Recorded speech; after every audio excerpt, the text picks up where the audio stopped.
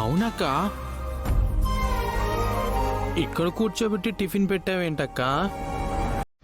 నేను మీ ఇంటికి రావడానికి మీ నాన్న ఒప్పుకోరా?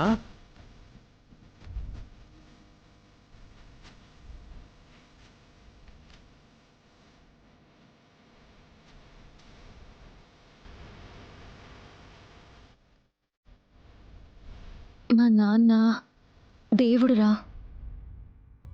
కానీ అక్కడ కొన్ని దెయ్యాలు కూడా ఉన్నాయి. నా మీద కోపాన్ని నీ మీద చూపిస్తాయి, నిన్ను హింసించాలని చూస్తాయి. నీకేవైనా అయితే నేను తట్టుకోలేనురా. అందుకే నిన్ను మీ బావింట్లో పెట్టాలనుకుంటున్నాను. భావనా? అవునరా, నేను ఫస్ట్ టైం ఈ ఊరొచ్చినప్పుడు ఆశ్రయం ఇచ్చింది ఆయనే.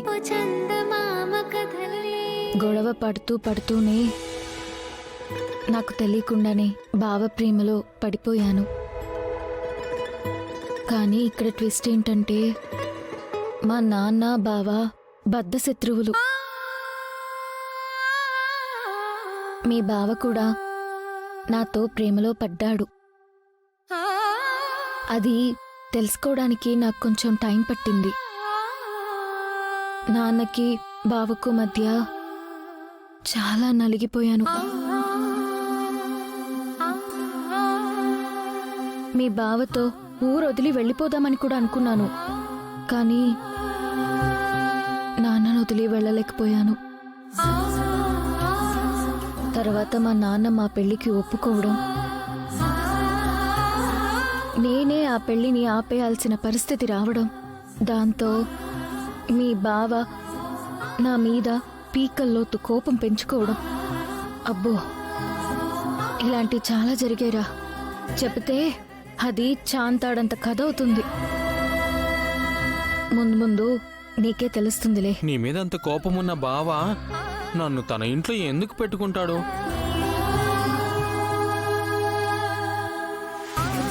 ఒకవేళ పెట్టుకున్నా అన్నంలో ఏ విషమో, నిద్రలో ఏ మత్తమో ఉందో ఓవర్డోస్ ఇచ్చి చంపేయడు.